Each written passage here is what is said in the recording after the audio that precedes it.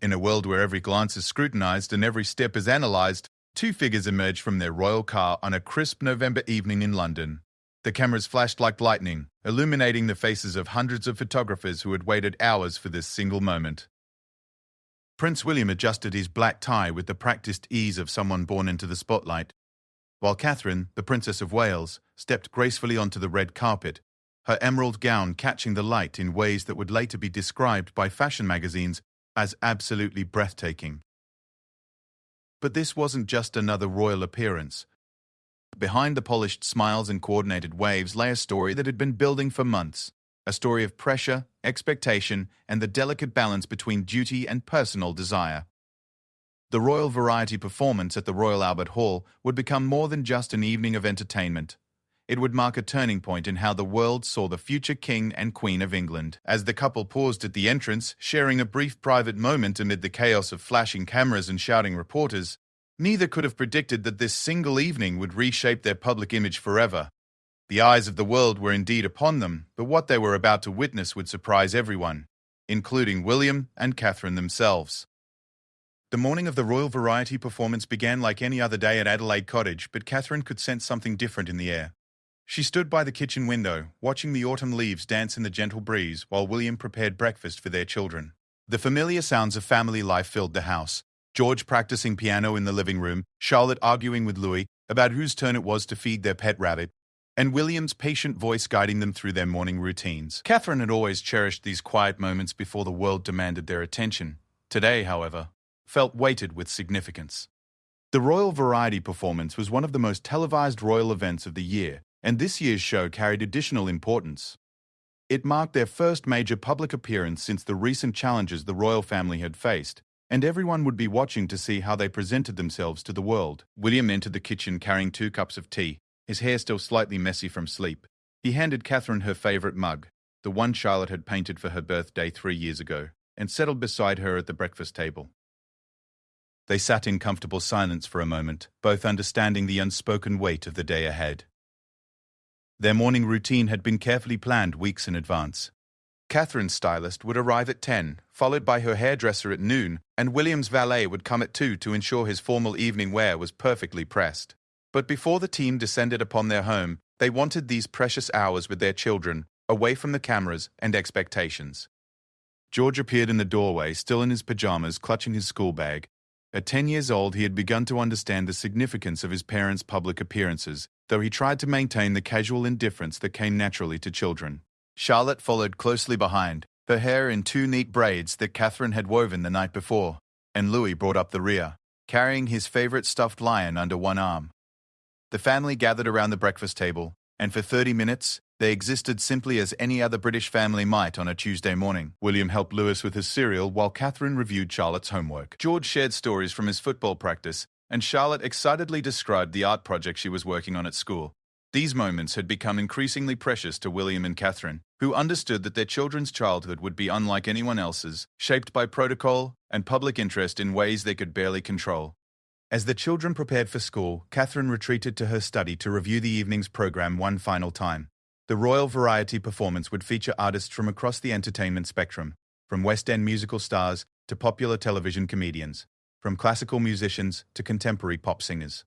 As patron of several arts organizations, Catherine had been involved in selecting some of the performers, and she felt a personal investment in the evening's success. William joined her in the study, carrying the morning newspapers. The tabloids were already speculating about Catherine's dress choice, with fashion experts offering predictions about which designer she might choose and what message her clothing might send. One headline read, "Kate's style statement, what will the princess wear?" While another proclaimed, "All eyes on the Cambridges tonight." William folded the papers without reading them completely. They had both learned to maintain a healthy distance from media speculation about their personal choices. Their communications secretary arrived at 9:30 for a final briefing. James Morrison had worked with the royal family for 8 years and understood the delicate balance required for these high-profile events. He spread several folders across Catherine's desk, each containing detailed information about the performers they would meet, the event schedule, and potential topics of conversation for the reception afterward. Catherine studied the performer biographies with genuine interest. She had always believed that their role involved more than simply showing up and looking appropriate. She wanted to engage meaningfully with the people they met, to understand their work and show authentic appreciation for their talents. William shared this philosophy, and together they had developed a reputation for being genuinely engaged royal patrons rather than distant figures going through the motions. The morning briefing covered every detail of their evening.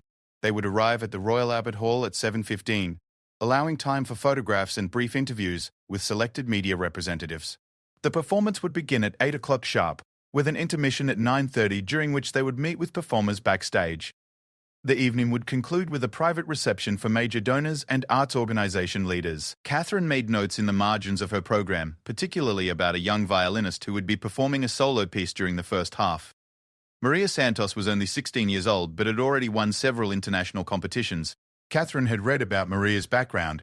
She had grown up in a working-class family in Birmingham and had practiced on a borrowed violin until a local music teacher recognized her exceptional talent. Stories like Maria's reminded Catherine why arts patronage mattered so much to her. William's attention focused on the comedy segments of the program. He had always appreciated humor and believed that laughter played an important role in bringing people together. Tonight's show would feature several comedians, including one who had recently gained popularity for his impressions of various public figures.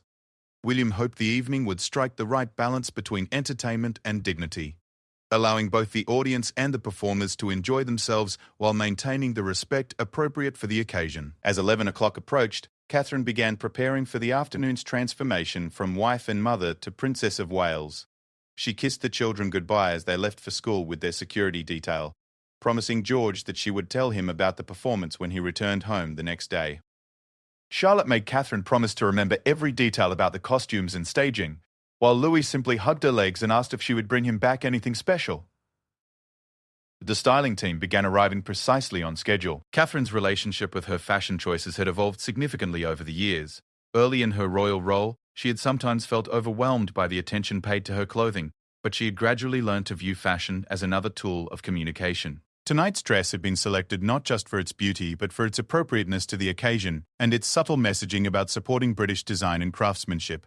William spent the early afternoon in his private office, catching up on correspondence and reviewing briefing papers for upcoming engagements. Despite the evening's significance, he maintained his usual work schedule as much as possible. He had several calls with his private secretary about future visits and a meeting with representatives from one of his charitable organizations. This commitment to maintaining normal routines had become essential to both William and Catherine. It helped them stay grounded and remember that their public roles, however important, were only part of their identities.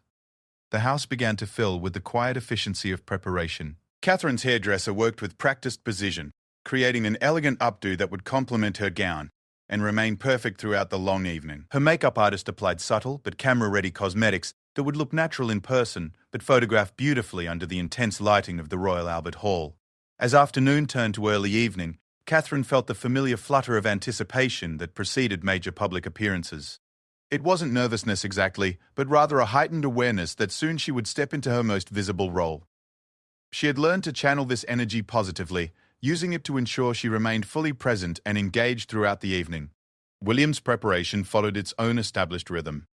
His valet ensured every detail of his formal wear was perfect, from the precise knot of his white bow tie to the placement of his decorations. William had worn similar formal attire hundreds of times, but he never took the preparation process for granted. He understood that attention to these details showed respect for the occasion and the people who would be performing. The final hour before departure was always the most intense.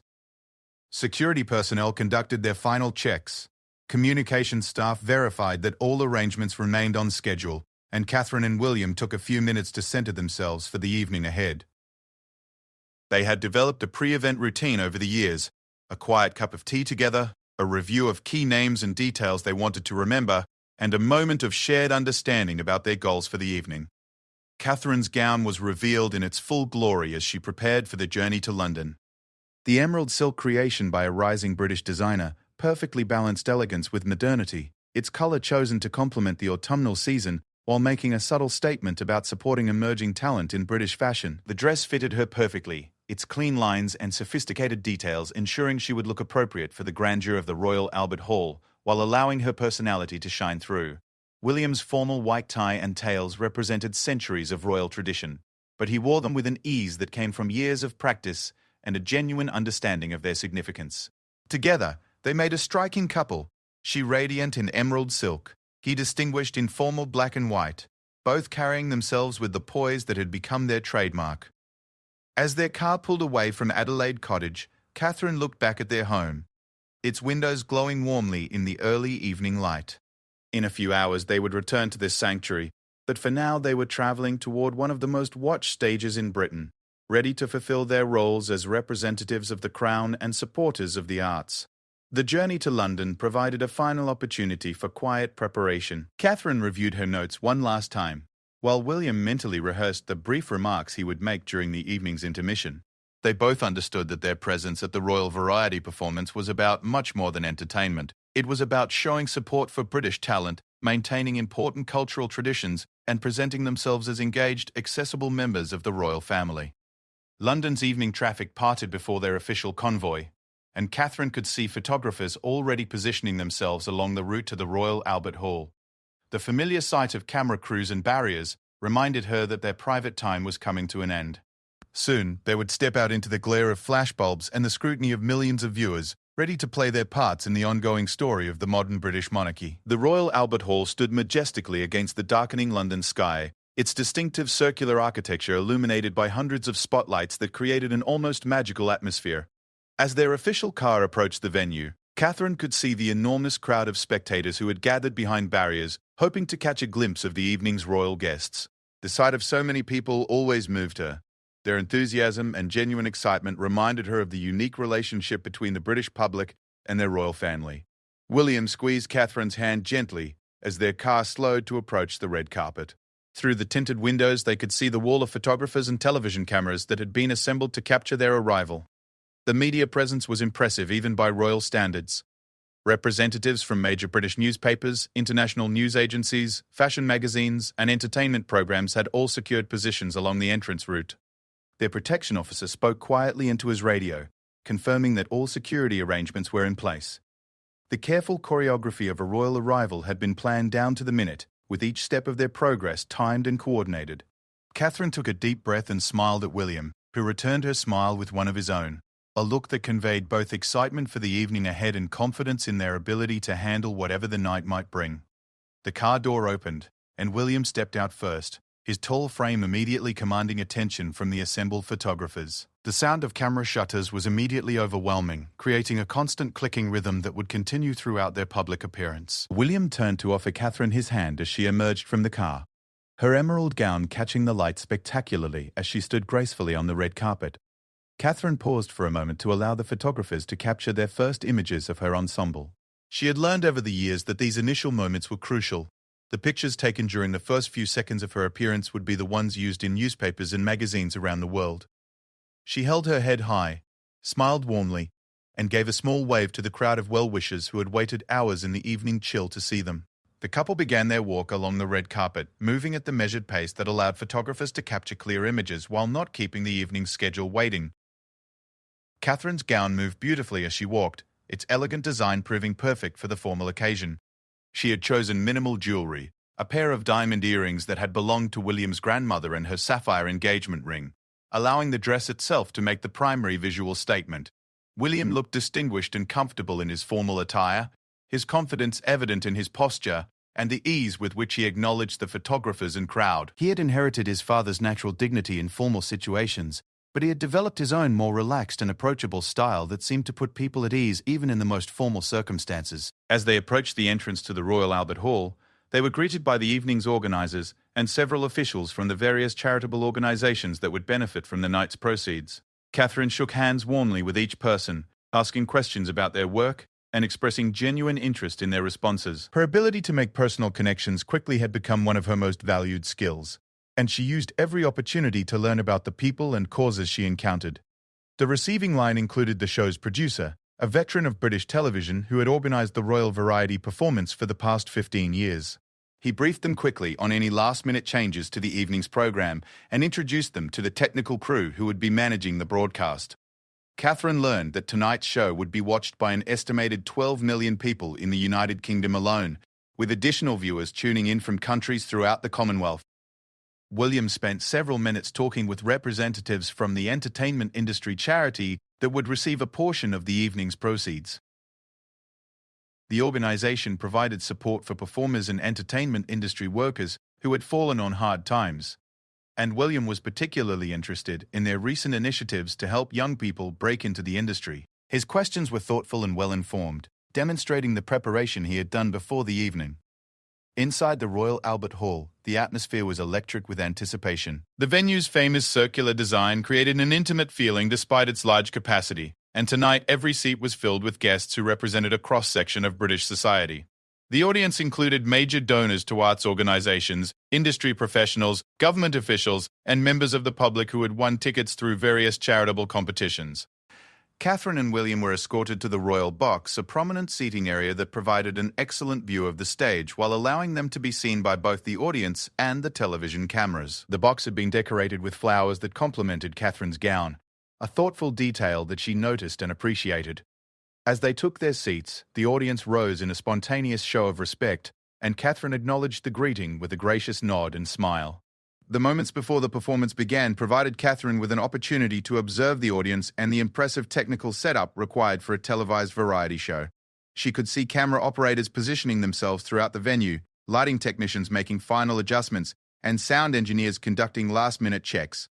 The complexity of the production was fascinating to her, and she made a mental note to ask about the technical aspects during the intermission. William used these quiet minutes to review his program notes, refreshing his memory about the performers he would meet later in the evening. He particularly wanted to remember details about the young musicians who would be performing, as he believed that encouraging emerging talent was one of the most important aspects of arts patronage. His interest in the individual stories behind the performances had become a hallmark of his approach to these events.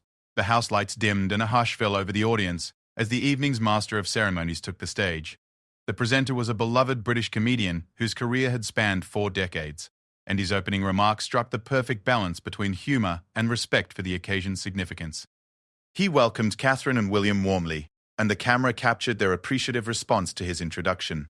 The first act was a stunning musical number performed by the cast of a current West End production. The singers and dancers filled the stage with energy and colour, their performance enhanced by elaborate costumes and sophisticated lighting effects. Catherine found herself genuinely moved by the quality of the performance and the obvious joy the performers took in their work.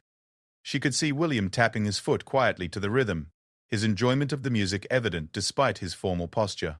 As the evening progressed, the variety of performances kept both the live audience and television viewers engaged.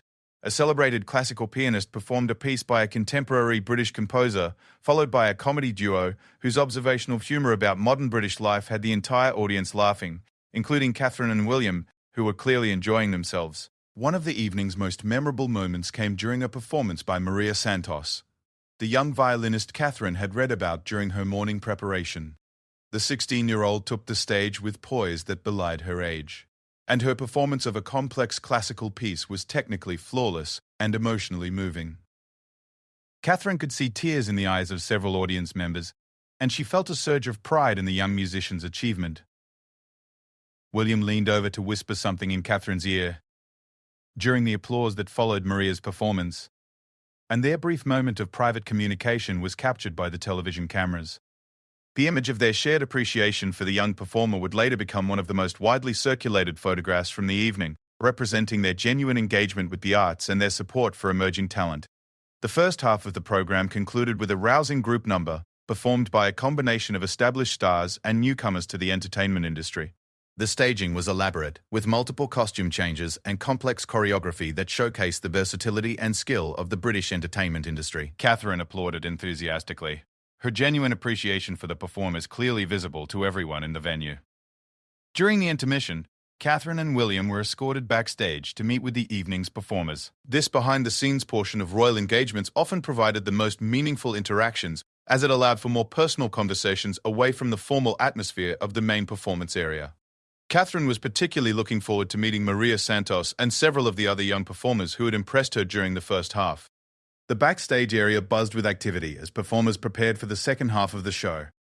Catherine and William moved through the organized chaos with ease, stopping to speak with each act they encountered. Catherine's conversations were particularly warm and engaging. She asked thoughtful questions about the performers' training, their career aspirations, and the pieces they had chosen for the evening. Maria Santos was visibly nervous when introduced to Catherine, but the princess's genuine warmth quickly put the young musician at ease. Catherine asked about Maria's violin, learning that it had been made by a contemporary British craftsman and donated by a music lover who wanted to support young talent. The conversation lasted several minutes, with Catherine showing real interest in Maria's musical journey and her plans for the future. William spent considerable time with the evening's comedians, appreciating their perspective on contemporary British culture and their skill in making social commentary through humour. He had always believed that comedy played an important role in society, providing both entertainment and a way for people to examine their own assumptions and behaviours. His conversations with the performers were relaxed and genuine, demonstrating his ability to connect with people from all walks of life. As the intermission drew to a close, Catherine and William prepared to return to their seats for the second half of the performance. They had spent nearly 30 minutes backstage, and both felt energized by their interactions with the performers. These personal connections were what made their public duties meaningful, transforming formal obligations into genuine opportunities to support and encourage British talent. The second half of the Royal Variety performance promised to be even more spectacular than the first, with several surprise guests and elaborate production numbers planned. As they walked back through the venue's corridors, Catherine and William could hear the audience settling back into their seats, ready for the evening's conclusion. The night had already exceeded their expectations, but the best was yet to come. The second half of the Royal Variety performance began with a surprise that even Catherine and William hadn't been expecting. As they settled back into the royal box, the lights dimmed to complete darkness before a single spotlight illuminated centre stage.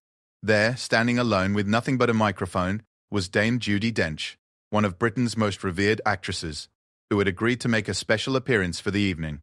Dame Judi began to recite a poem written specifically for the occasion by the current poet laureate, a piece that celebrated the resilience and creativity of the British arts community through recent challenging times. Her voice, rich with decades of theatrical experience, filled every corner of the Royal Albert Hall with warmth and gravitas.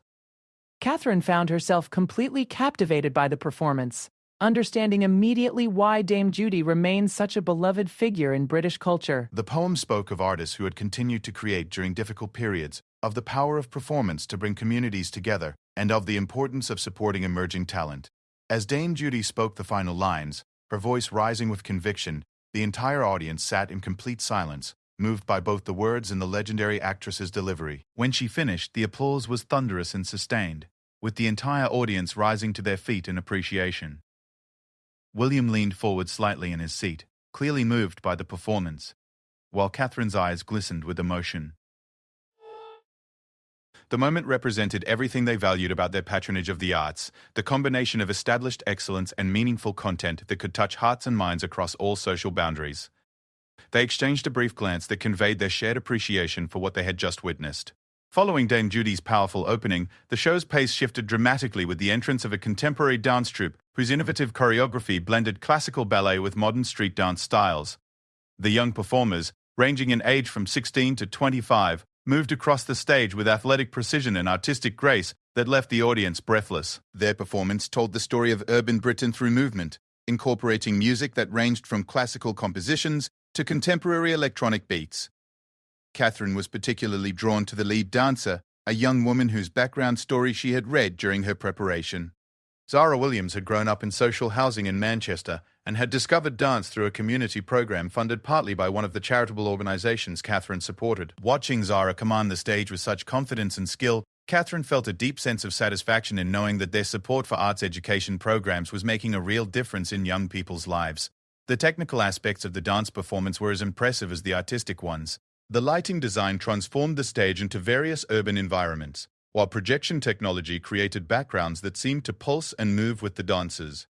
Catherine found herself fascinated by how modern technology could enhance rather than overshadow human creativity, and she made a mental note to learn more about the innovations being used in contemporary British theatre. William's attention was caught by the music composition, which had been created specifically for this performance by a young British composer who had gained international recognition for his film scores.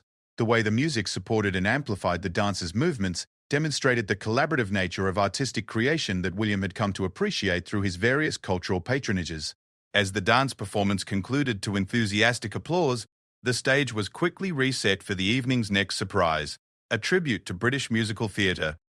featuring performers from 5 different current West End productions.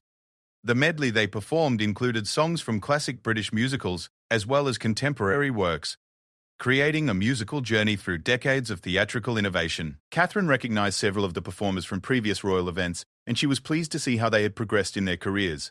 One singer, whom she had first met as a nervous understudy 3 years earlier, now commanded the stage as a leading performer, with confidence and artistry that had clearly developed through hard work and continued opportunities to grow. These long-term relationships were one of the most rewarding aspects of royal patronage, allowing Catherine to witness and support artistic development over time. The musical theatre segment included a particularly moving performance of a song from a new British musical about the experiences of Commonwealth immigrants in post-war Britain. The piece was both historically significant and emotionally powerful, addressing themes of identity, belonging, and the complex nature of British cultural evolution. The performer, a young man whose grandparents had immigrated from Jamaica in the 1950s, delivered the song with a combination of technical skill and personal authenticity that resonated throughout the venue. William found himself reflecting on the ways that British arts continued to evolve and address contemporary social themes while maintaining connection to historical traditions. The performance exemplified his belief that royal patronage should support artists who are willing to tackle meaningful subjects and contribute to important cultural conversations, not just provide entertainment. The evening's comedy segments proved to be among the most memorable, particularly when one comedian decided to gently incorporate current events into his routine. His observations about modern royal life were clever and respectful, managing to be funny without being inappropriate or offensive. Catherine and William's genuine laughter at the comedian's material was clearly visible to the audience, and their good humour about being included in the routine endeared them further to both the live audience and television viewers. One particularly brilliant moment occurred when the comedian noted the challenges of maintaining dignity while being constantly photographed eating at public events. He demonstrated various royal eating techniques that had the entire venue in stitches, including Catherine and William, who clearly appreciated the humour in their carefully choreographed public lives. Their ability to laugh at themselves while maintaining their dignity showed a modern approach to royal representation that many found refreshing. The comedian's routine also touched on the challenges of raising children in the public eye, with observations about trying to maintain normal family life while being followed by photographers. His comments were gentle and understanding rather than intrusive, and Catherine's visible appreciation for his sensitivity to the topic showed her approval of his approach. The segment demonstrated how comedy could address serious subjects while maintaining respect for the individuals involved. As the evening progressed toward its climax, the organizers had saved one of the most spectacular performances for near the end. A full orchestra, comprised of musicians from various British symphony orchestras, took the stage to accompany a renowned British soprano in a performance of contemporary classical music written by a living composer. The piece had been commissioned specifically for the Royal Variety performance, making this its world premiere. The soprano's voice soared through the complex composition with technical mastery and emotional depth that held the audience spellbound. Catherine, who had studied music history as part of her university education, recognized the sophisticated nature of the composition and the exceptional skill required to perform it. The piece represented the kind of ambitious artistic programming that she believed the Royal Variety performance should champion.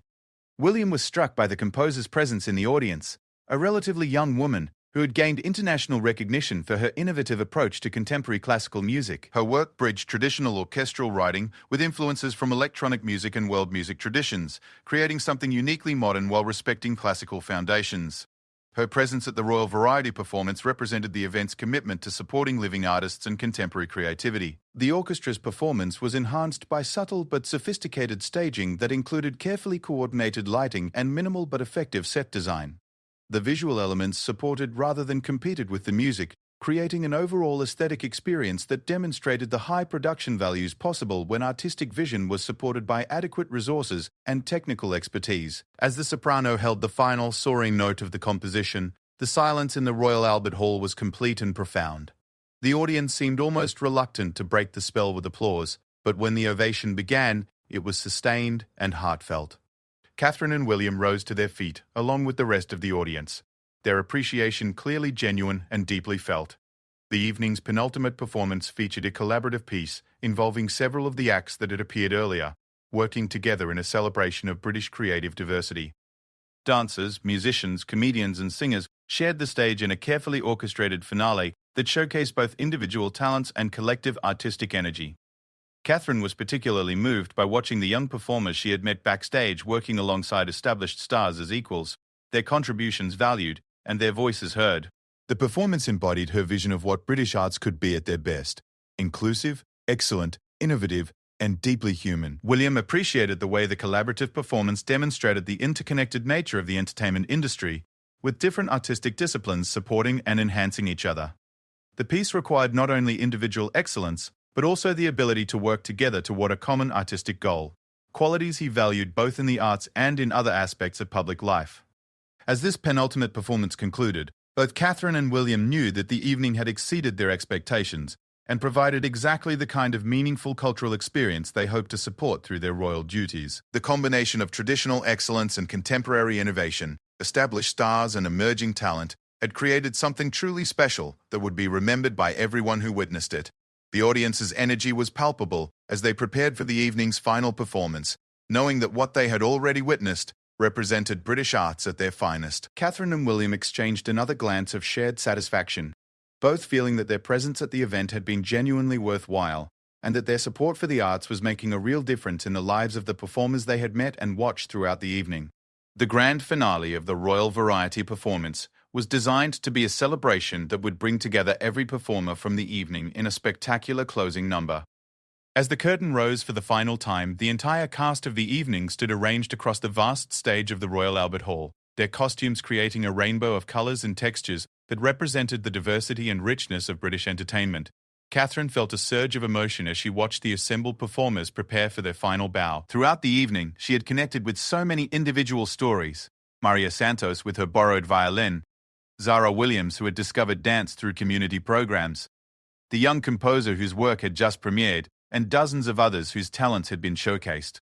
Now, seeing them all together, she was struck by the collective achievement they represented. The finale began with a medley of British songs that spanned generations, from music hall classics to contemporary pop hits, all arranged for the full orchestra and performed by various combinations of the evening's artists. The musical director, a veteran of British television who had worked on the Royal Variety performance for over 2 decades, conducted with visible passion as the different elements of the show came together in perfect harmony. William found himself particularly moved by the way established stars shared the stage generously with newcomers, creating moments where seasoned performers stepped back to allow younger artists to shine. He watched Dame Judi Dench engaging warmly with teenage dancers, and saw veteran musicians encouraging young singers during their shared performance. These interactions embodied the spirit of mentorship and community that he believed was essential to maintaining British cultural excellence. The staging for the finale was elaborate but never overwhelming, with lighting that highlighted different sections of performers while maintaining unity across the entire production. Catherine could see the technical crew working with precision to coordinate the complex elements, and she appreciated the skill and dedication required to make such a large-scale production appear effortless to the audience. As the musical medley reached its crescendo, something unexpected happened that would become one of the evening's most talked-about moments. The young violinist Maria Santos stepped forward with her instrument to perform an improvised solo that wove through the orchestral arrangement like a golden thread. Her spontaneous addition to the planned finale was both musically perfect and emotionally stirring, representing the kind of artistic magic that can only happen when talented performers feel truly supported and inspired. Catherine's eyes filled with tears as she listened to Maria's violin soaring above the full orchestra and choir. The moment represented everything she believed about the power of arts education and support for young talent. Here was a 16-year-old girl from Birmingham, standing on one of Britain's most prestigious stages, holding her own alongside some of the country's most established performers, and doing so with a confidence and skill that spoke to the quality of support she had received along her artistic journey. William was equally moved by the moment, but his attention was also drawn to the audience's reaction. He could see people throughout the Royal Albert Hall wiping away tears, their faces reflecting the same combination of pride and hope that he felt himself. The performance was creating one of those rare moments when an entire audience shares a collective emotional experience, bound together by appreciation for human creativity and achievement. The television director, recognizing the special nature of what was happening, adjusted the planned camera shots to capture Maria's solo performance from multiple angles while also showing the reactions of her fellow performers, the audience, and Catherine and William in the royal box. These images would later become some of the most widely circulated from the entire evening, representing not just the performance itself, but the emotional impact it had on everyone present. As Maria's improvised solo concluded and blended back into the orchestral arrangement, the entire cast began moving into formation for the evening's final number. The choreography was complex but appeared natural, with performers flowing across the stage like participants in a joyous celebration rather than following rigid staging directions. The effect was one of spontaneous festivity that drew the audience into the performance as emotional participants rather than passive observers. The final song was a contemporary arrangement of Land of Hope and Glory, chosen to honor the traditional conclusion of British patriotic celebrations while allowing for creative interpretation that reflected modern Britain's diversity and complexity. Each section of performers added their own artistic interpretation to the familiar melody, creating harmonies and rhythms that were both respectful of tradition and vibrantly contemporary. Catherine listened to the familiar words being sung by voices representing every region of the United Kingdom and many cultural backgrounds, and she felt a profound sense of connection to the evolving nature of British identity. The performance seemed to capture something essential about what Britain could be at its best, proud of its traditions while embracing change, confident in its values while welcoming different perspectives, unified not by uniformity, but by shared commitment to excellence and mutual respect. William stood as the final notes echoed through the Royal Albert Hall, leading the audience in a sustained ovation that seemed to go on forever. The performers on stage were clearly moved by the response, with many of them appearing emotional as they acknowledged the appreciation being shown for their work. The applause was more than mere politeness. It was a genuine celebration of artistic achievement and a recognition of the hard work and dedication that had gone into creating the evening's entertainment. As the curtain finally fell and the house lights came up, Catherine and William remained standing in the royal box, continuing to applaud as the audience began to disperse. They had both been to dozens of royal variety performances over the years, but something about this evening felt special and significant in ways that went beyond the quality of individual performances. The post-performance reception was held in a private area of the Royal Albert Hall, decorated with flowers and lit with soft lighting that created an intimate atmosphere for conversations with performers, organizers, and major supporters of the arts organizations that benefited from the evening's proceeds. Catherine and William circulated through the gathering, spending time with each group of guests and ensuring that everyone felt recognized and appreciated for their contributions to the evening's success. Catherine's first stop was to find Maria Santos and her family, who had been invited to attend the reception. The young violinist was accompanied by her parents and her music teacher, all of whom were clearly overwhelmed by the evening's events and their daughter's impromptu solo performance. Catherine spent several minutes talking with the family, learning about Maria's musical education, and expressing genuine interest in her future plans and aspirations. The conversation with Maria's family exemplified what Catherine most valued about these events: the opportunity to understand the human stories behind artistic achievements. She learned that Maria practiced 4 hours every day while maintaining excellent grades in her academic subjects, that her parents had made significant financial sacrifices to support her musical education, and that her teacher had volunteered countless hours to help her develop her technique. These details mattered to Catherine because they reminded her that artistic excellence never happened in isolation, but required communities of support and dedication. William spent considerable time talking with the evening's technical crew, recognizing their contribution to the success of the performance. He had always believed that excellence in any field required acknowledging and appreciating everyone involved, not just the most visible participants. His conversations with lighting designers, sound engineers, camera operators, and stage managers demonstrated his understanding that complex productions depended on skilled professionals working together behind the scenes. The reception provided an opportunity for performers to meet each other in a relaxed setting, and Catherine and William both enjoyed watching the connections being made between artists from different disciplines and generations. They witnessed Dame Judi Dench offering encouragement to young performers, saw established musicians exchanging contact information with emerging composers, and observed comedians and singers discovering mutual interests and potential future collaborations. One particularly meaningful conversation occurred when Catherine was introduced to the mother of one of the young dancers.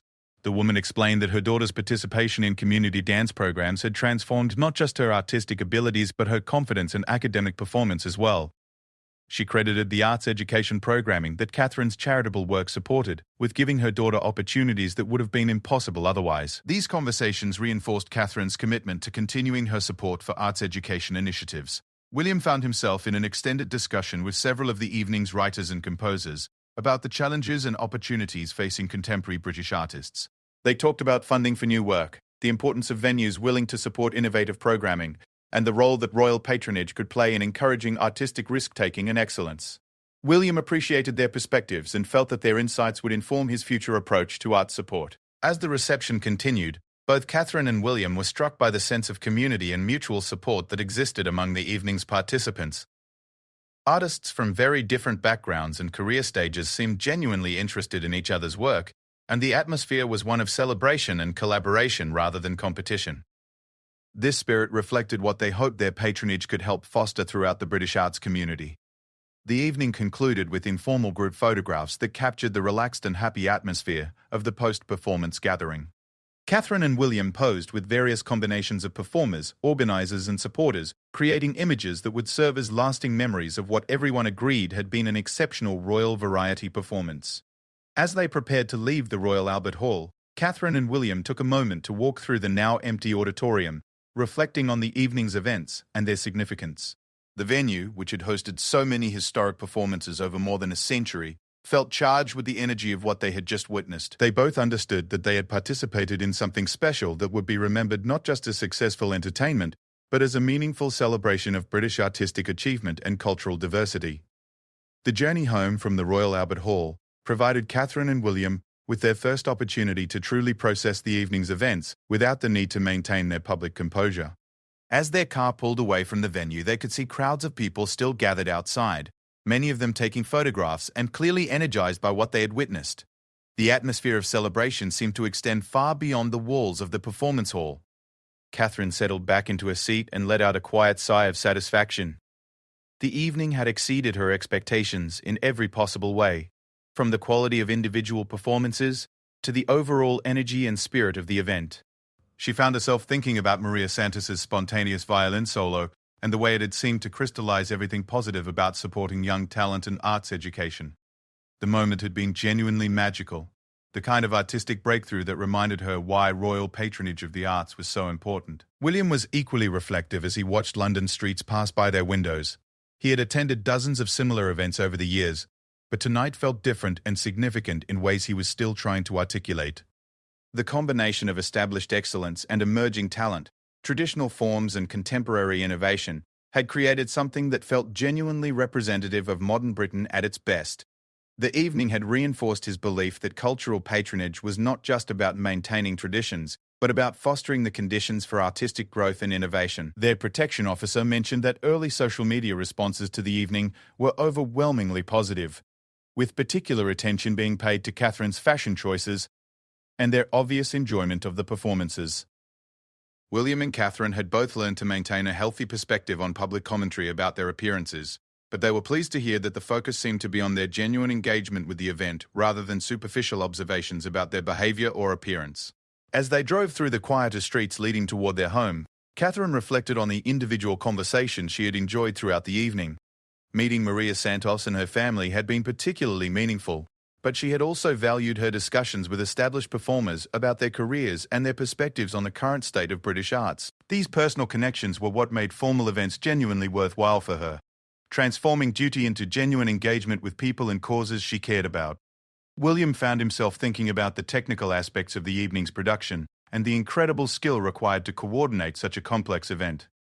The seamless integration of live performance, television broadcasting, and audience engagement had impressed him, and he had gained new appreciation for the professionalism and expertise of everyone involved in bringing the royal variety performance to life.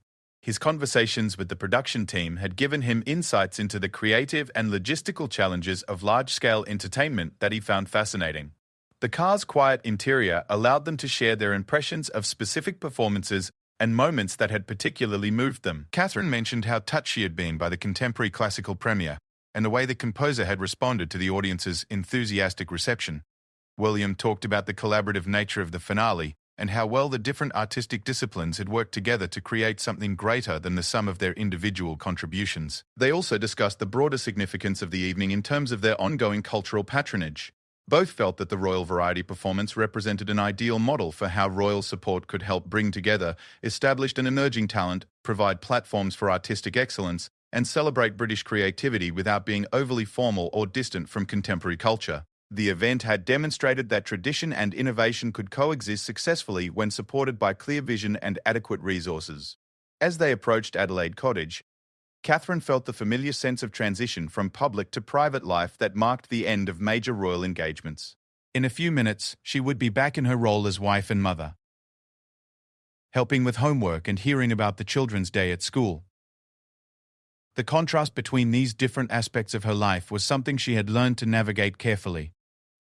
But tonight she felt particularly satisfied with how well she had been able to represent the values and interests that mattered to her family. The cottage was warmly lit as they arrived, and Catherine could see through the windows that their children were still awake, probably hoping to hear about the evening's events before going to bed. George would want to know about the technical aspects of the television production.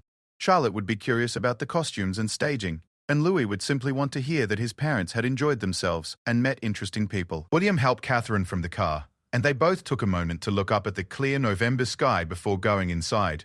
The evening felt complete and successful in ways that went beyond mere professional obligation. They had represented their roles with dignity and authenticity, supported causes they believed in, and connected meaningfully with people whose work they respected and wanted to encourage.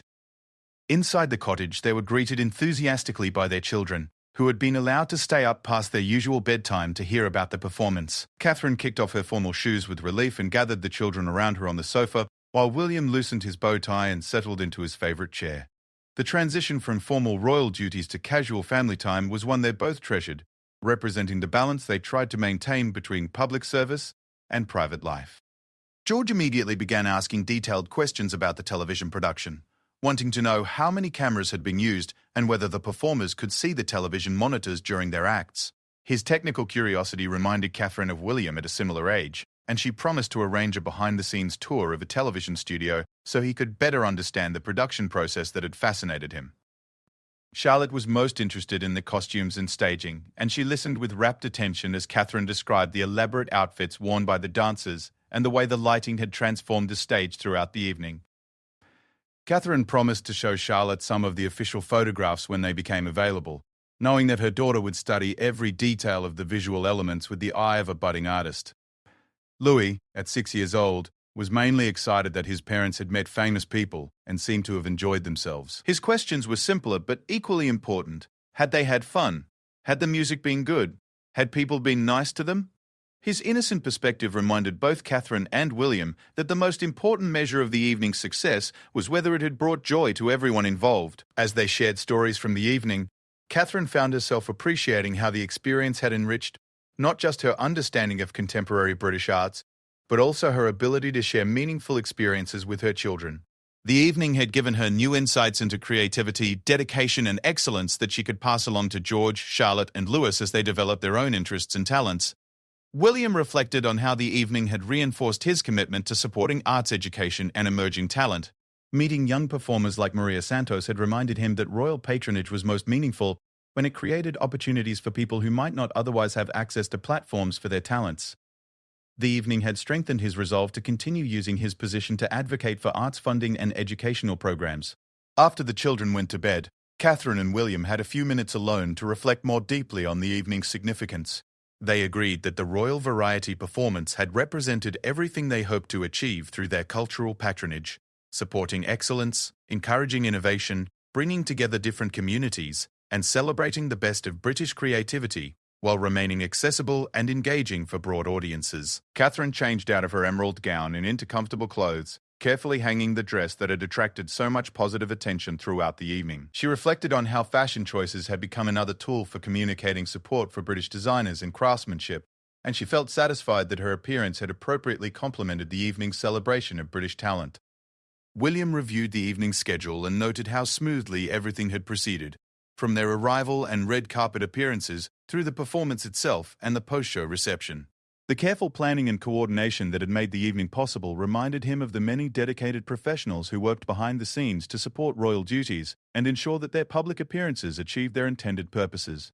As they prepared for bed, both Catherine and William felt that the Royal Variety performance had been not just successful, but genuinely meaningful. They had fulfilled their duties with authenticity and engagement, supported causes they believed in, and created positive memories that would last far beyond the immediate media coverage of their appearance. The evening had also reinforced their partnership and their shared commitment to using their positions constructively. Working together at events like the Royal Variety Performance reminded them of their common values and goals, strengthening their relationship while also advancing their public duties. They had both grown into their roles over the years, developing confidence and expertise that allowed them to represent the monarchy with dignity, while remaining true to their own values and personalities. The last thing Catherine did before turning off the lights was to check her phone for a message from her private secretary, who confirmed that initial reactions to the evening had been overwhelmingly positive, and that several of the young performers they had met were already receiving new opportunities as a result of their Royal Variety Performance exposure. This news provided the perfect conclusion to an evening that had exceeded their hopes in every possible way. As they settled into sleep, both Catherine and William carried with them the satisfaction of an evening well spent and duties well performed. The Royal Variety Performance had reminded them why they had chosen to dedicate their lives to public service, and how meaningful their support could be for people working to achieve excellence in their chosen fields. Tomorrow would bring new responsibilities and challenges, but tonight had provided exactly the kind of positive experience that made all their efforts worthwhile.